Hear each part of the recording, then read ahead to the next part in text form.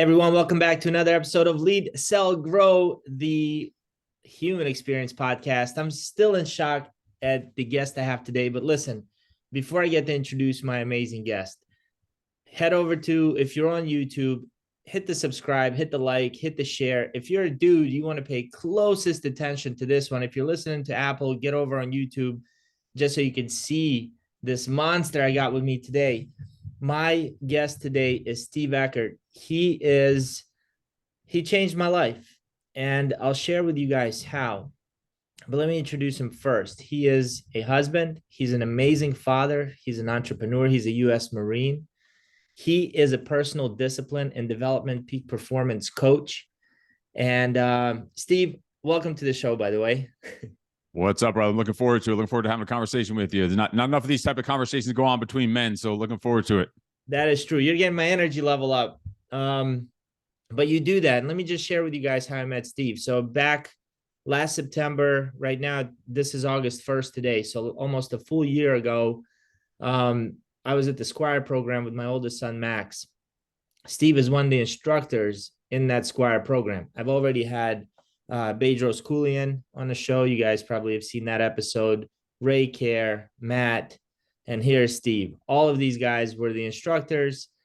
And so at one point, they took the boys away, and the fathers were hiking up this freaking mountain in California. In Florida, it's flatland, Steve. I haven't seen a mountain, and I don't know how long until I got out to California. Yeah, we're surrounded by mountains here. It's awesome. So we're going up this, like, what seemed to be like a 2-mile straight uphill, carrying some weight. And I had a chance to walk near Steve. And I'm sure, I mean, you've ran a bunch of these classes, so I'm sure you don't remember this like I do. And Steve's a Marine. I'm a Marine. We sparked up a conversation. And I asked him, like, so you're telling me you don't drink any alcohol? And the exact response was, fuck no, that shit is poison. That's exactly what you said. And that's when a seed got planted in my mind. It was September 25th. That seed was planted. And January 5th, I gave up drinking completely. And so I'm the type of guy that, like, if somebody changes my life, I'm going to reach out and let you know, because I love when people do that to me. Randomly, you get a message from somebody, hey, a year ago you said this and it changed my life. We don't know, right? So I reach out to Steve on Instagram, like, dude, here it is. You changed my life. We started a conversation. I said, you got to come on the show. And Steve is here with us today. So Steve, you're kind of the I don't know if it's by design. It seems like you're like this everywhere. You're like the hard ass of the group. I don't know if that's by design. I think that's by design by God. That's the way he made me, and I'm just being who I am. And first off, that story, when you sent me that message on Instagram, that made my freaking day. That makes the other 99 messages of all the haters that I get every day on Instagram, the people threatening that they're going to kick my ass, they meet me in person, and all this other stuff. It's shit like that makes my day. That's freaking awesome to hear that you just haven't touched any alcohol since then. That's freaking amazing. Yeah, and I never will. I'm committed, man. I completely committed. Hell yeah. It made me, you know how in boot camp there's like the senior DI, and then you got the regular ones, and there's one asshole, like he's the hardcore one, the pit bull of the bunch. I thought that's what you guys did here. Like Ray is kind of like the mama bear, and you're like the hardcore one. And but I don't think that's it, because this is who you are everywhere from what I've seen. Yeah. It's and I'm not, listen, you said there's that asshole instructor, and I take that as a compliment. I'm the asshole everyone needs in their life. I'm the one that everyone needs in their life. The one that's going to tell them how it is and not bullshit and beat around the bushes. Like people who have friends who just go along with everything they need, or when someone says they're not going to drink and then they have a weekend of drinking and their friends come and tell them, oh, it's okay, it's just one time, don't beat yourself up over it. No, bullshit. They need to be called out on that. If you ever tell me from this point on you ever drink, I'm not going to tell you it's okay. I'm going to tell you you're a fucking loser, and you broke your word to yourself, and you got some major hole to dig out of in your life. Like not tell you like it is, tell you exactly like it is. Not exactly what you might want to hear, but what you need to hear. So I'll be that asshole that everyone needs in their life. That's not kind of what I meant. I meant asshole because, like, the second we got introduced, and by the way, that's needed, and I super appreciate that. But the second the fathers and sons got introduced to the staff there, I think when it was your turn to introduce yourself, and these kids range from the age of 12 to 16, so they're not babies, right? You I think you dropped 7 F-bombs in the first 3 words, right? So it's like, and my son, he's one of the younger guys there. His eyes are like popped out of his head. I'm like, this is awesome. This is exactly where we need to be. Because even there, they need that too. Because young men these days are being coddled and everything is politically correct. They need to feel a little bit of realness, a little bit of chaos, a little rawness, so that, like, my son hears this stuff all the time. He'll never say it himself, but he's going to go out there in the real world one day and he's going to be ready for the chaos of what's out there. Someone is going to tell him and talk shit to him and be like, oh, you're fucking stupid or whatever. He's going to be like, wow, but it really hurt my feelings. Like, I haven't, like, it's going to bounce off him. It's building up his kind of armor, emotional armor, entrepreneurial armor, whatever you want to call it. I love that. So talk to me about, who were you before you joined the Marines? I was as a kid, a ghost. And then after that, I was a criminal, really. A ghost, as in, as a kid, just growing up, just alone by myself, never had any friends, never gotten invited to any birthday parties, never been to any football games or school dances or proms or whatever. And a ghost in my own house. I never had a single conversation with my father. That's why something like the Squire program that you came to is so important to us. It means so much to us. The fact that you're men that are taking time out of your day and your schedule and a week, really some time to go out there and travel with your sons and go pour into them like that. And then sometimes we'll see the sons kind of rolling their eyes and not being appreciative of being there. And that's why I have to be who I am in that there, to kind of shock them a little bit. Like, they need to fucking appreciate and thank their fathers for bringing them there, because they just think that that's normal. Like, these days, that is like the 1% of fathers that are willing to do that. Like, I had never had, literally in 19 years till I went to the Marine Corps, never had a single conversation with my father. And I lived at home until I went to the Marine Corps for the most part. And talking about, never taught me how to change a tire on a car, never taught me about girls or about money or finances, working out, health, nutrition, nothing. Discipline, not a single, I'm not even a conversation. Never threw a football to me, not a single time. Never had a catch with them, ever. So growing up as a ghost there, which led me into kind of causing some trouble after, kind of as a teenager after high school, and that led into jail, and that led to the Marine Corps. You were in jail and then the Marine Corps? Yes. What'd you do? Why'd you get locked up?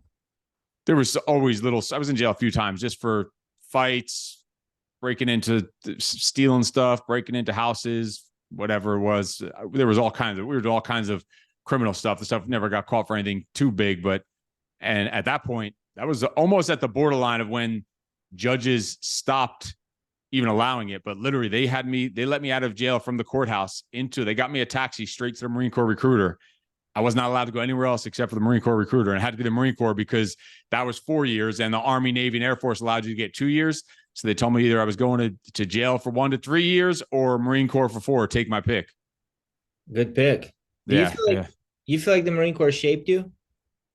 Hell yeah. People say the Marines made you crazy. I'm like, hell no. They taught me the discipline to control the crazy. Like, men in general, we're built that way, wired that way. You have that testosterone inside you. You need some outlet, some place to channel it, to discipline it, to control it. Every one of us every man is a built-in savage in there, and a beast in there. Just needs to be able to control it and discipline and use it for good instead of evil. Man, that's so true. All right, so you get out of the Marine Corps. Like, when did this Steve become who you are today? Probably all along the way. Like, in the Marine Corps, you get so much goes on that you don't even realize, right? You don't even appreciate until you get out. And you bitch and complain about the stuff when you're in there, because that's just the talk you do when you're in the Marine Corps. The more it sucks, the more you bitch, complain, the more you talk shit and have fun and crack jokes. And then once I got out, while I was in the Marine Corps, I realized that I wanted to get into fitness and personal training. So I actually got certified as a personal trainer while I was still in the Marine Corps, and started setting up a business plan then about opening up gyms and becoming a trainer and all this other stuff in the health and fitness industry, because I started training my Marines and realized how much of an impact it had on them, and not just their physical fitness, but mental and emotional fitness, how it just made everything better and had a better life in general. I knew that was the direction I wanted to go in that type of personal training, coaching. And I started doing that. I got certified while I was in the Marine Corps, and still didn't really appreciate that level of discipline. That was just like a business idea and a hobby almost. And then years after, probably not until I had a son, which now he just turned 12, is when you really realize, all right, now it's time to really get your fucking shit together. You've just been playing a game until now. Now it's time to get freaking serious, because you know what? I start, even after I had my son, had the gym open already, had a gym open in New York. And I was working 12, 14, 16-hour days, 7 days a week since the kid was just born. My wife was in business with me, but she couldn't be at the gym. So I was literally doing everything in that gym. We had no employees. I did every single fucking thing. And I started realizing after my son was only a couple months old that I'm going to start being like my father. Like, neglect is neglect, whatever it is. A kid is going to grow up without a father one way or the other, whether he was a douchebag and absent father like mine and a drunk and a gambler and all this other stuff, or just hustling and growing an empire. He doesn't give a shit if I'm out there growing a business, if I'm not there for all these moments when he's growing up. So I'd say having a son is when it really clicked. And then you started like thinking back to the Marine Corps and start writing stuff down, and got into journaling and meditating and all that stuff at that point. And then really started reflecting on the Marine Corps and all the things I learned, and even pulling out some old books and discipline and all the leadership traits and all this stuff, and really diving deep into that. And then actually started teaching that to other people and started coaching people on similar stuff like that, entrepreneurship, where it ties into family and the military leadership. So really started appreciating it probably once I actually had a son, a real reason to that's next level leadership right there. Yeah, man. My son was the reason I quit smoking after 14 years. I remember he was 6 months old. I carried him upstairs and just started coughing up green shit. It was terrible. Jeez. Man. And I'm like, I looked at him. I said, this is it. I'll never pick up another cigarette. Called my doctor, said, can you write out Chantix for me? She wrote out a 30-day thing. In 3 days, I was done. That's awesome. And now they're drinking, and now they're drinking. Awesome. Yeah, man. Steve, so it seems like there are some guys like me, for example. There's sometimes, and I'd like to think I'm a little bit above average when it comes to mental strength and focus. I see people that are a lot weaker mentally than I am, like they'll quit, they'll give up on themselves faster than I will. But then I see guys who, like you, who won't give up for shit. Like, I think I have a breaking point where I would quit, but then there are guys that absolutely don't have a breaking point. How do you establish that? How do you develop that? It's daily intentional practice and attention to it. It's nothing, anyone that says it's natural, it's not. It's those daily disciplines, those daily habits, sticking to the routines. Like, if people saw a lot of my routine, they would think it's boring. But to me, it's freedom. To me, it's discipline. It's doing those same things every day. I have to do them. Like, shit, I'm sitting here right with my journal right here. You can't see it here, but I'll write down certain things every single day just so it's drilled into my head. And that's the start of my day. I got to take control of my day because a lot goes on up here. There's a lot of fucked up shit that goes on up here. If I don't take control of it, someone or something will take control of that eventually for you, and you'll end up making stupid decisions and whatever else. So it's deliberate, it's intentional, like a daily practice every day of all the daily disciplines, non-negotiables. Yeah, but you're promoting, like, you and your whole family, I saw on Instagram, are promoting lifting for 24 hours. Is that right? Like, lifting. Yeah, we just did that last Saturday. So for 24 hours nonstop, you're just lifting weights in the gym? You do we have a full home gym. Yeah, we do a set, set up the next weight, do another set, set up a next weight. Yeah, we did a 24-hour straight, no real rest. We didn't go to sleep, stayed up the entire time. I got over 500,000 pounds. My son, who just turned 12, got over 300,000 pounds. That was the goal. His goal was 300,000, and he didn't go to sleep. We just lifted, set, like that shit. It was just grueling. Your joints all start crumbling, but that's what it's all about. After that, after 12 hours or even after 9 hours, one of my elbows just started giving out. And then to know that I still have 15 more hours to go of lifting after 9 hours, it's shit like that. That's what I'm talking about. Deliberate, like having to do stuff like that to almost utilize, like you have to put your energy somewhere. It's like right outside. I don't know if you can see it now because the sun's coming up, but right out, behind me, there's heavy bags, and I have a pair of boxing gloves. Sometimes in the middle of the day, I'll just need to get out some aggression. I'll just go outside. We have a little boxing gym right outside. I'll go out there, get a little quick workout in.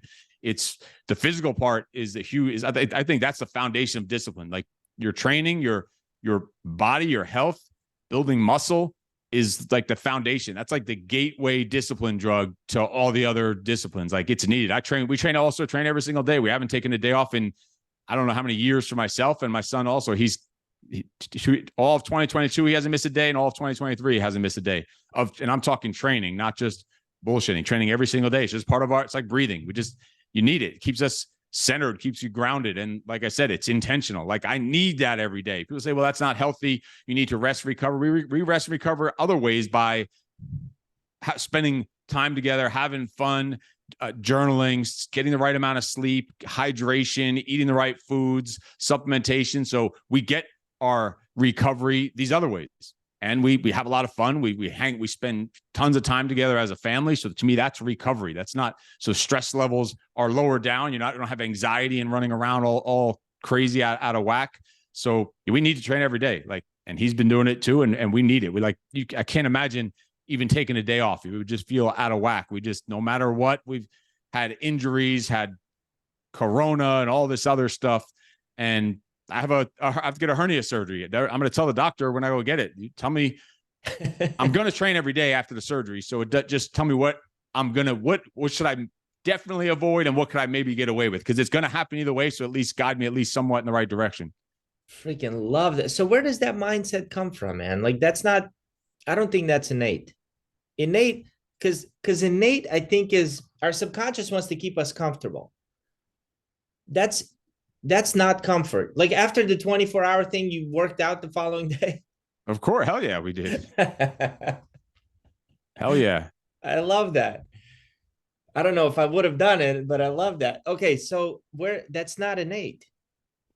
Where it comes from. And I've even thought about it. Like, let's say, like, my father was not disciplined and I didn't get to see that. So what makes, let's say your mother's a crackhead, and what makes and usually a parents who are a crackhead, their kids are become crackheads, and then their kids become like, eventually the cycle has to be broken. And I've thought about it and I've journaled about it. Like I'm talking for like a decade. Like what makes that one person be the one that breaks the cycle? And all I can come up with, and I still don't know the answer, is that they have some of those traits of those parents, those stubbornness traits, but it's just tweaked just a tiny bit, just genetically almost, where it's that same exact obsessed, crazy, psychotic behavior, but it's tweaked that they're saying, okay, but I'm going to use that in a different direction. Like it's just the same stubbornness DNA. That's the only, I can't give it anything else other than just stubbornness. Like what else is there? I don't know where it comes from, because why my father was a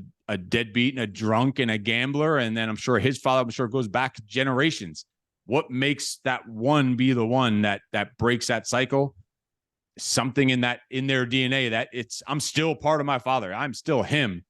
It's just, there's probably a little tweak in that genetics every time, that one little tiny split, a 1 degree change of direction takes that same stubbornness, addictive nature and just puts it somewhere else. Have you ever read Think and Grow Rich?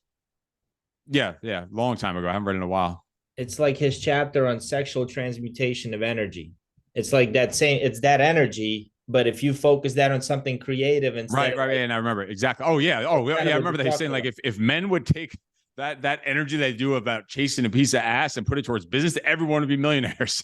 Oh yeah. That's true. Yeah, exactly. But this reminded me of what you're talking about. You have this, let's call it crackhead energy, right? That stubbornness, you just channeled it somewhere else. That's pretty cool. You've spoken about your father a lot. Have you gotten through that? Like, have you forgiven him? Yeah, he's dead now. He died maybe a year and a half ago. And it's not like there's any, I don't have any hatred. Like, it's not like we were never I spoke to him still. We didn't have a zero relationship. It just was never a good relationship. My father still to the day he died never once told me that he loved me, never once gave me a hug, like literally on his deathbed, still didn't. And I needed that. And you say, where did it come from? Most people, I think, that have high levels of discipline or whatever kind of success they have usually had that adversity and kind of fucked up childhood maybe, or whatever else, or a rough childhood. And then, so it's like you already have that built-in mental toughness. It's been instilled in you and built into you. So I needed that. When people say, what would you tell your 18-year-old self or whatever, or what would you do different? Nothing. I wouldn't tell him anything. I would keep my mouth shut and make him go through all the same bullshit and trouble and struggle that I went through. The only thing really maybe I would tell him is he should have read a little bit more. Like if I could have became a reader earlier in life, like I'm obsessed with reading. I read hours a day when I can, at minimum 30 minutes, but some, like yesterday, I just probably read 2.5 hours. I just get soaked into it. Probably that's one thing, maybe little secret I would give to him. But other than that, I would like, no, he needs to go jump in those fires. He needs to get his ass whooped. He needs to get kicked in the teeth, because that made me exactly who I am. Without my father being that shitty father, I don't think I would be the father trying to be good father and good husband that I am now. So I appreciate every bit of it. Wouldn't change a thing. I love that. That's awesome. So right now you're coaching men to be better versions of themselves. Definitely. We in the project, one of our other parts, we say to kill the inner bitch and unleash the beast. And then on the higher level, when it gets to like one-on-one coaching, it's all about the mindset, the muscles, and money. Like those M's right there, focusing on all those in that order, pretty much. Taking care of yourself. Like people try to go and worry about money and getting. I could give some of the greatest. You can give some of the greatest sales marketing strategies, but if they don't have their own shit together, it's going to be useless or half-assed at best until they get their mindset in the right place and get their own house in order, their own body in order, their own family in order. Then that other stuff, then it's going to explode. Then you give a tiny little bit of sales or marketing or training. It's like, boom, it's going to freaking explode, as opposed to someone who doesn't have that other shit together. It's going to be just a mess and half-assed at best. Yeah, I'm going to join you guys in the project next year, 2024. I'm going to do it. This year is a marathon year. Next year will be the project year. I'm saying it here, awesome. And it's recorded. I want that tattoo. Can you share it? Because I see it behind you. Oh yeah, right there. Yeah, Bedros had it, and Ray had it, and literally, I got this. We got these after the first class of the project. That's how powerful and impactful it was, and the transformation we saw in the men and the becoming better husbands, fathers, leaders, and men. After the first class, and now we're coming up in October to the 18th class over 4 years later. But after one class, we went and got this tattoo on top of our hands. After one freaking class, not even knowing if we were going to do a second class. That's how powerful and impactful it was at the time. And this is actually my first tattoo I ever got, was right here at 41 years old on the top of my hand of a skull and cross axes. And then I added some dripping blood on it just for the hell of it. But yeah, that was my first tattoo at 41 years old. I love it. What do you see as a common mistake? Like, obviously, when men come to you, they're already like fed up with who they are. Chances are they're looking in the mirror and they're at that turning point, like, fuck this. I don't want to be who I am. I got to change. And I need a guy like Steve to help me. What's the most common kind of theme that you see with those types of people? And is there something that you typically tell them as the first thing to start doing to get out of who they are? Oh, it's such, and it's a great question, but overall it's easy because it's such a common theme. And we've already talked about myself, and usually three things. All men, if they could overcome these three things, and they come with this baggage every single time, is their daddy issues, or meaning their childhood issues. I just ball it up and say daddy issues because for the most part, when men are fucked up men and they have had issues with parents, 90% of the time it was their father. They had poor, positive male role models. That's always the first one. After that is drugs and alcohol. So usually that daddy issues led to drugs and alcohol, and then it's women problems. But the daddy issues led to the drug and alcohol, which led to the women problems, meaning with their wife, and they're having trouble with the wife. But it's all goes back to that. So the first thing is to like put the big boy pants on and get over those bullshit stories that you're telling yourself in your head about the past. Like, you can't be claiming these kiddie issues for so long. Like, even like Bedros talks about it, how he was molested as a kid. Like, eventually, what are you going to do? Just keep harping on this stuff the rest of your life and then die this miserable average person? Like, eventually you have to just get over that shit. It's some people need therapy or whatever, but after a certain amount of time, almost like there's no point. Even therapy isn't even needed sometimes. Like, just fucking get over it. It's time to step it up, especially when they come to the project and they're talking like the way you're talking. They feel like they lost the spark, they lost the edge, they don't feel themselves, they don't feel like a man, all this other shit. And they have kids and they have sons and they're talking to me like that. That's when I really just lose my shit. That's when I just can't stand that. It's like one of my buttons. Like, how the fuck do you have kids and a son and you don't know what your purpose is? You've lost your purpose, but you have kids. Like, what more do you need of a purpose than that? Like, how could you feel like you've lost your way? You don't have any sense of adventure. Like, you have a son, you have a kid, you have a son. There's nothing more needed. There's nothing I would ever need to light a fire under my ass or motivate me or spark me. How could you? Like, that's a fucking shame. And once you start breaking through to them and letting them realize that, that's the first thing, that mindset shift. And then the second one is getting back to taking care of themselves, doing the hard shit. They have to go through that. Like in the book Wild at Heart, they talk about you need an adventure to go on. Like, to me, adventure to go on means do hard shit. Like, yeah, it should be fun, adventurous, but also should be hard and suffering. Like, we need those challenges. Better yet, if you could do that with your family, with your son, do that hard shit, like the Squire program, or like these 24-hour challenges that I do. That was like the 10th 24-hour challenge that we've done together as a family. We need that stuff. That's our adventures to go on. Then we'll go and do some crazy off the wall hikes that like you're supposed to train for like years for. And we'll just go out there in our tennis shoes and a backpack and go and do it. Or like a 130-mile bike ride down the coast of California. We'll jump and go into these, like, do hard stuff, but take care of yourself. Get in shape, get lean and ripped and build muscle. Like, once you know you have these kids, all right, now be that example. Like, there's no kid that's looking at a dad with a gut and bitch tits and is like, oh my God, that's my hero. I want to just look just like him. Hell no.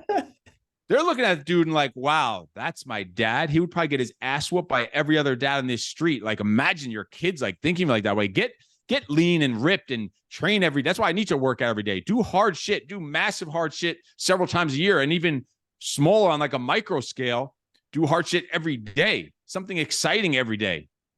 Like, optimize yourself, optimize your nutrition, get your own house in order, meaning yourself, all that stuff together before you even start thinking about, like, you can't lead other people until you're first leading yourself.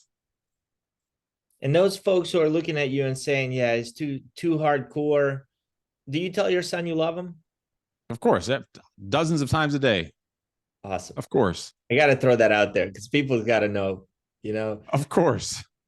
I think that's really important. So what's the next hard shit for you?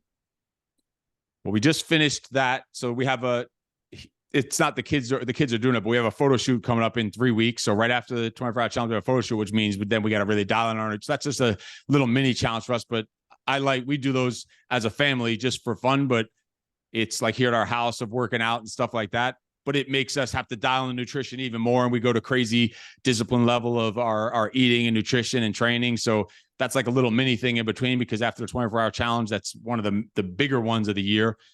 After that, we will have some hikes and stuff coming up. So, and we're still planning more 24-hour challenges for the rest of the year. A couple other ones that we have in mind. That's awesome, man. How do you go about scheduling these? Like, just do you sit down with the family and you say, hey, what do you guys think we should do next? Or are you the one that says, here's what we're doing? Yeah, so it started with in the project. There was a guy in the project. This is maybe 3 years ago. He was scheduling this bike ride down the whole coast of California. It was like 131 miles. And he asked if I wanted to do it. I'm like, yeah, I'm in. It was like 2 or 3 months away. I'm like, yeah, I'm in. And I said, actually put me in for 2, me and Tyson. And Tyson was 8 or 9 at the time. They're like, your son? He's like, isn't he like 9 years old? I'm like, yeah. Like, you don't want to ask him? I'm like, no, he'll be fine. We'll do it. And I'm talking to Tyson about it that day. And he's like, hell yeah, I'll do it. Let's do it. And he was all excited about it. But I guess the way the conversation went, this is on a Thursday. He assumed the Saturday I was talking about was a Saturday coming up. And he's like, oh no, but we have something else to do, or else we can cancel the other thing if we're going to do this. He was ready to go on 3 days notice to go do a 130-mile bike ride. Meanwhile, these grown men who graduated the project, or these savage servants, needed like 3 months to train and prepare. And this little dude was ready to go off and do it on 3 days notice. So we go and do that bike ride. We had to leave like 4 hours earlier than everyone else. So they all went as a group. We had to go just the two of us by ourselves because he has a little kiddie bike. So it's much longer, more pedaling. And it took us like 4 or 5 more hours than them. So we left at like 2 a.m. to go and do it. And we had to drive. There's one point you have to drive 9 miles on the I-5 freeway near San Diego, near the Marine Corps base, right near Pendleton. They allow you to drive on the highway. It's illegal because they don't want you to cut through the base. So we had to drive 9 miles on the shoulder of the freaking like 6-lane highway to get there. 131 miles. We're done. And of course, we're back in the gym the next day working out. And then we sat there the night after that. We're like, you know what? That bike ride, it was a bike ride. It wasn't even that hard. It was 100. It was the longest one we've ever done. We never did even 100 miles. We never even did 50 miles before that. But like, it wasn't that hard. So we sat down as a family and we made a list of all these hard things we wanted to do. One of them, my daughter came up with, was bench press a whale. That's how we came up with this weightlifting challenge. We didn't only bench press, but since that was the title of it, that she said, I want to bench press a whale. So we said, all right, we're going to make a weightlifting challenge, 24 hours. The largest blue whale was blue whales like 300 to 500,000. So my son's goal was 300. Mine was 500,000, or it was like 418,000. But if you're going to do 418, why not go to 500,000? So we made it 500,000. And we did the 24-hour weightlifting challenge, bench press a whale. We've also done 24-hour bike ride, 24-hour hikes, 24 hours of push-ups. Then they convinced me to do 24 hours of freaking video games. So we did video games for 24 hours one time. Smart. Yeah. So that's how that stuff came up, was from, we did it as a family. We still have this whole list of all these other ideas that we came up with. And that happened during a family meeting, because we have a family meeting every Sunday. We have a family meeting where we go over our schedules, we go over our ideas, we go over our struggles. So the whole family sits down, we bring our notebooks, our journals, our computers, and we sit down every Sunday right at the table right outside of my office here. And we have a family meeting every Sunday, all four of us. And we go over our gratitude for the week. We go over our victories for the week. We go over our schedules and our plans for the week. What was our struggles from the previous week? What do we need help with? And then we go into the schedules, and then events coming up, and what ideas we have. What family trips do we want? What vacations do we want? When are we going to do them? What different family kind of traditions are we going to start? Like, we started now every Thanksgiving, we go to what's that? Death Valley for Thanksgiving. So we go out to the sand. There's these huge, massive sand dunes we just discovered last Thanksgiving with the RV. We go on these RV trips. And so that's now our new tradition on Thanksgiving. We were just talking about it last night, about going back there on Thanksgiving, and every Thanksgiving we got to the Death Valley. Just fits our family. That's our Thanksgiving tradition, going to Death Valley. That's so freaking awesome. So what type of things do your kids come up with? Like their plans and goals and things like that? Because your daughter's younger than your son, right? Yes, he's now 9. So we'll start with like the week. What are the top priorities we're doing for the week? And we do homeschooling. So they set up what they're going to be working on for the week. Like my daughter usually works on, like, she started creating a garden right out here in the back. My son works on today. He was cleaning two different guns of ours that he was cleaning and taking apart. And he blindfolds himself and he takes it apart and gets it back together within 60 seconds. And he cleans it. And we train on how to clear the house. He's training on fitness. He started doing some like workouts for other homeschool kids on Zoom, where he runs the workouts for them. And so he works on that. He writes emails for that. He helps me with some stuff on YouTube, and they started YouTube channels where they create stuff and learn to edit stuff and create spreadsheets and all this other stuff. So all the different kind of things like that we work on a weekly basis.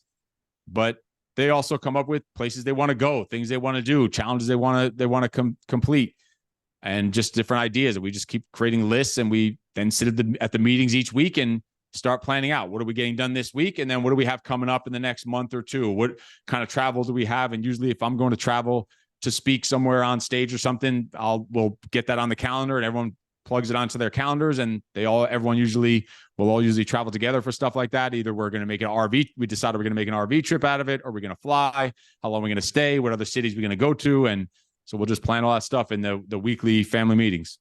Man, I love that. I'm going to start something similar. You gave me a good idea. Thank you. Hell yeah, that's awesome. What how do you set goals? Set goals is for the family or for myself? For you. It's usually, and I usually will write them down every day, but I think of really the goals it's pretty easy. I think of the ideal lifestyle that I want to have. What do I see as my ideal? We call it our freak freedom lifestyle. Like, we want to live free. We want to have a life, live life on our own terms. So that's where it starts. And then everything reverse engineers from there. Okay, if this is exactly what the lifestyle looks like, and we've actually hit a point in the last probably year since we bought this house in California. We've been in California now for 4 years, but we just bought a house last year. Kind of was almost had to reevaluate stuff, and almost at a sticking point because we hit most of what that lifestyle looked like. Like, we homeschool the kids now. We work from home. We all work together. We work out together. Like, right when we're done with this, I'm going to the gym to work out back and buys with my son. We're going to hit the gym together, and we work out together every day. And so it's seeing what that ideal lifestyle is. Whatever that ideal lifestyle that you want to live is, then reverse engineering that. So in that lifestyle, that's not necessarily attached to an amount of money, but to live that lifestyle, you have to make a certain amount of money to live that lifestyle. So if someone says, let's say, oh, I want to make $10 million a year, and I'm coaching them, I'm like, all right, well, what does that lifestyle look like you want to live? And they tell me the lifestyle, and we break it down. And it's like, you could probably live off of $750,000 a year with that, like, that money that you want. Like, that's a level of freedom, or $1.5 million. And you're thinking you need to make 10 million. but this is the lifestyle you want to live. In order to get that 10 million, you wouldn't be able to live lifestyle. Like I want to have dinner with my family 7 nights a week. We eat dinner together every single night. Now, if I want to make this amount of money, is that going to take away from the lifestyle I want to live? If it is, then that's why I can't attach to an amount of money. I have to attach it to the lifestyle that I want to live. What is my ideal lifestyle? And a lot of times that means sacrificing money so that I could. I've turned down tons of opportunities and tons of hundreds of thousands or even probably millions of dollars overall over the years, because when my kids did go to school, I wanted to be able to drive them to school twice a week. I wanted to be home when they came home from school 5 days a week. Everything opposite of what was going on with my father when I was a kid. I want to have dinner with them. Like we literally eat dinner 7 nights a week. Even when I'm in the project where I'm off the grid, I'm in crazy, dark, psycho mode in the project, I'll be on Zoom eating my freaking granola bar, protein bar while they're having dinner. Like we'll still be on a video call even then. So we eat dinner literally 7 nights a week. If something's going to interfere with the lifestyle I want to live, it makes it an easy no. Like it makes it's put everything goes up against a mirror of what I want that lifestyle to look like. So it's easy from there. And then just reverse engineering it. And then, all right, then it means I have to do this and this, and these are the big projects that are going to need to get done to live that lifestyle. And that means now let's break it down to all right, this week, what do I need to do? And then every task during the week aligns with that lifestyle, aligns with those projects that lead to that lifestyle of freedom. How come so many people have a tough time getting clear on the lifestyle they want to live? Because they get caught up in the bullshit, like the money and the social media, and they see people on social media with so much money and the Lamborghinis and the private jets and all this other stuff. And 99% of the internet is fucking fake and bullshit. And people think that this is like everyone, like Instagram, you're seeing a 15-second thing and they're seeing everyone, all this glorious shit. Like so many people on the internet, you see them and they're just savages and warriors and all this other stuff. And then you see them in real life. And I've seen it happen dozens of times and they're full of fucking shit. They're little bitches and they're frauds, and the internet is so fake. It is so fake. I could go on. I'm actually planning out today a podcast episode that I'm doing about that. It's literally called "The Internet is Fake," and that's why I'll never make it on the internet. I will never make it on the internet. Like the shit that my family does could be like the most crazy YouTube channel probably if we did it, but you have to add that fake element into it for it to hit. It's like so annoying. Like people like. I don't know. You have to act so fake and not genuine to make it like hit. I'll never make it on the internet, and I'm fine with that because that doesn't fit into my ideal lifestyle. Like I'm going to be who I want to be.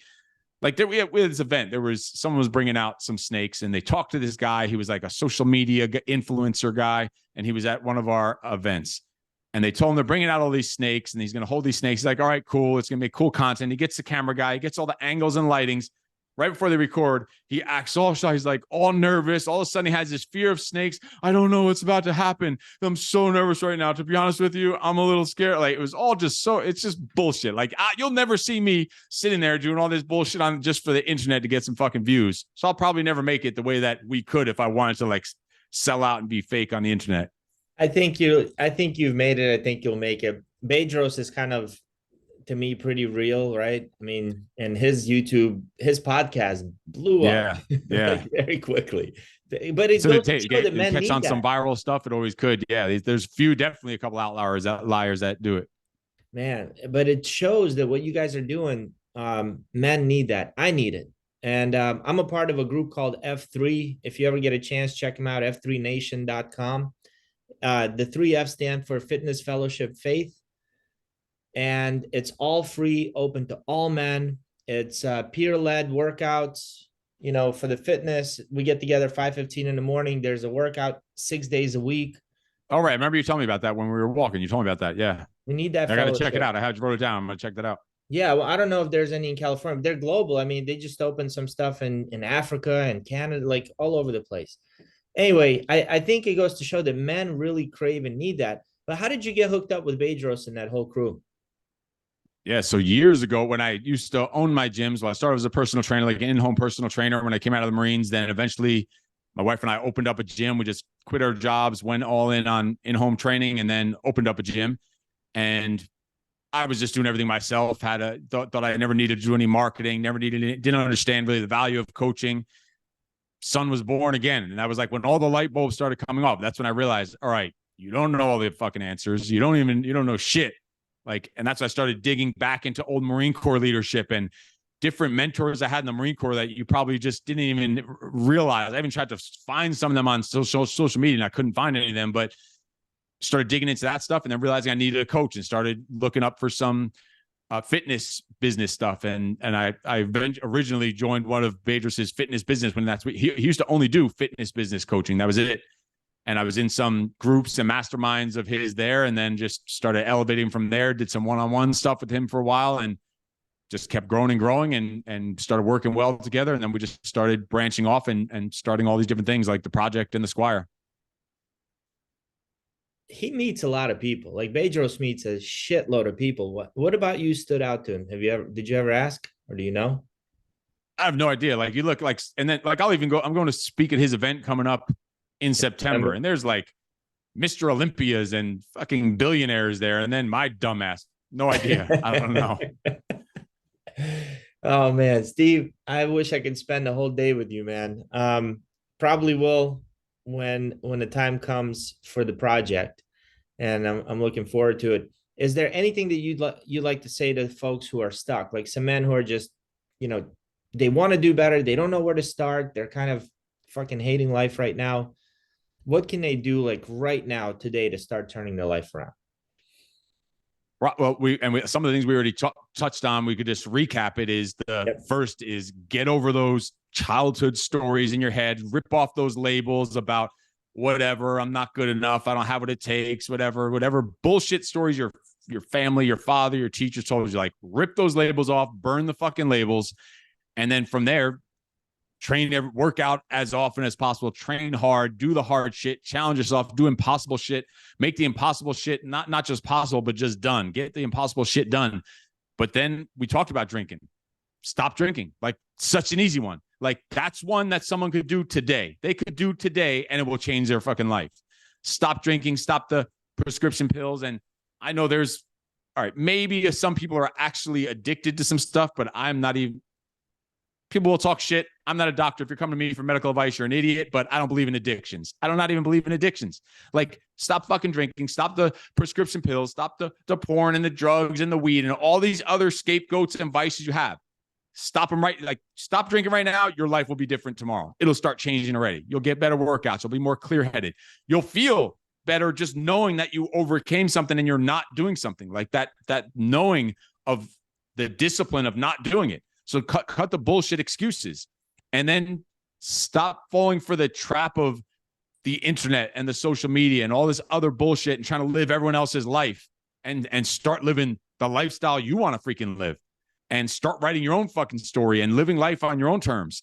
And if you have a family, realize that is your purpose. Like to me, that's a meaning of life is to have kids, have sons and lead them and teach them and show them. That is the purpose in life, especially as a man. Like go work out with your kids. You don't have you have a son and you're down and out. Go fucking work out with your kid. Go work out with your son. Have the family meetings that we're talking about.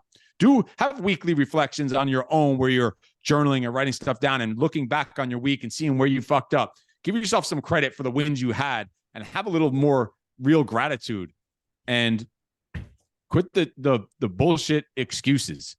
Yeah, journaling, man. That's key. This is from today. Yeah, awesome. Yeah, no, that's oh yeah, to happen. Steve. So that like to dummy it down is just tell him do more writing, do more reading, and do more speaking. Like to everyone, just talk, start conversations, write every day, read every day, train every day. Like right there, just that alone. It's so dumb, it's so simple, but like that's all I really do every day, every single day. It's boring as hell. It sounds like to me it's not boring, but every day just it's what it takes.